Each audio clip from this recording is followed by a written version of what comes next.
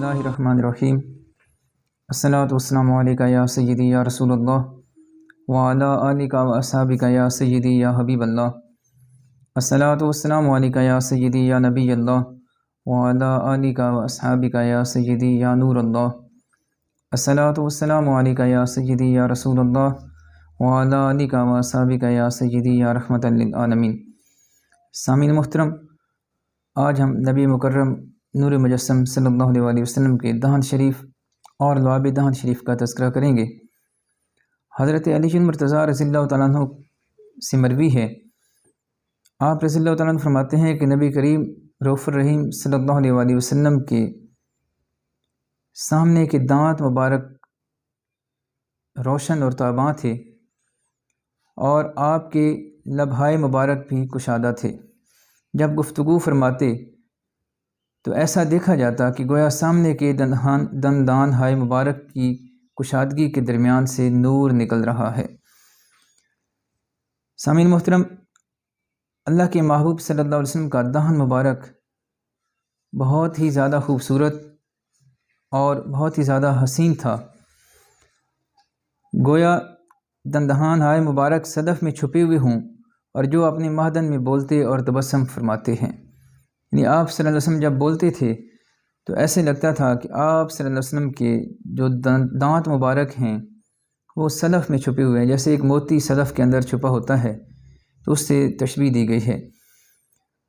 اور نبی کریم صلی اللہ علیہ وسلم کا لعاب دہن مبارک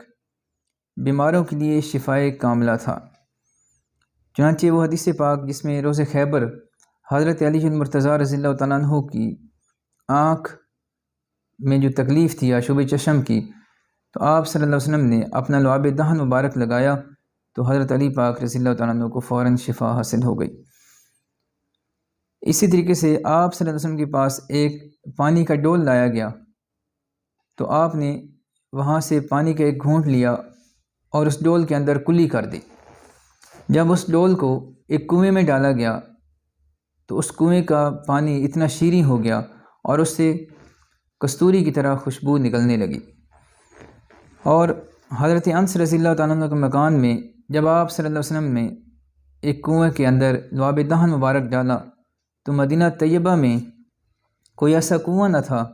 جو اس کنویں سے زیادہ شیریں ہو۔ اسی طرح نبی کریم صلی اللہ علیہ وسلم کی بارگاہ میں کچھ شیر خوار بچوں کو لایا گیا تو آپ صلی اللہ علیہ وسلم نے ان کے منہ میں اپنا لعاب دہن مبارک ڈالا تو وہ اتنے سیراب ہوئے کہ اس دن انہوں نے دودھ نہ پیا۔ ایک دفعہ حضرت حسن رضی اللہ تعالیٰ عنہ کو پیاس لگی، آپ پیاس کی حالت میں تھے تو نبی پاک صلی اللہ علیہ وسلم نے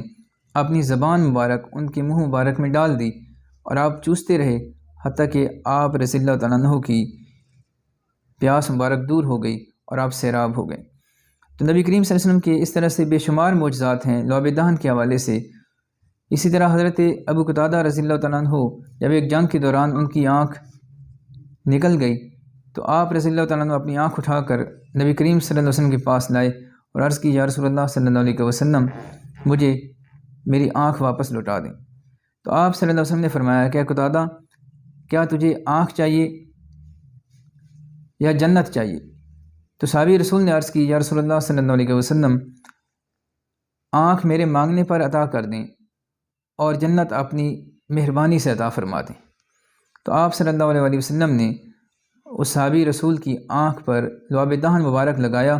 اور اس آنکھ کو اپنی جگہ پر، آنکھ کے ڈھیلے کو اپنی جگہ پر لگا دیا۔ تو صحابی رسول فرماتے ہیں کہ اس کے بعد مجھے اس آنکھ سے زیادہ نظر آتا تھا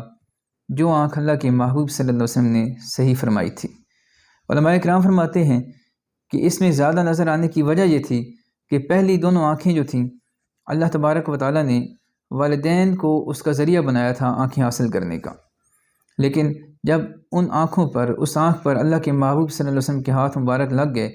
تو اس ہاتھ مبارک کی برکت سے اللہ کریم نے اپنے محبوب کی محبت میں اس آنکھ کی بینائی کو مزید تیز فرما دیا۔ تو سامعین کرام، نبی کریم صلی اللہ علیہ وسلم کے لعاب دہن مبارک کی بے شمار معجزات ہیں، اگر ہم ان کو بیان کرنا چاہیں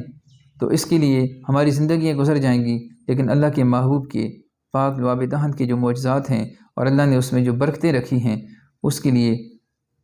ہمارے پاس یہ زندگی تو ختم ہو سکتی ہیں، الفاظ ختم ہو سکتے ہیں، لیکن اللہ کے محبوب صلی اللہ علیہ وسلم کی تعریف ختم نہیں ہو سکتی۔ دعا ہے اللہ کریم ہمیں اپنے حبیب صلی اللہ علیہ وسلم کی محبت میں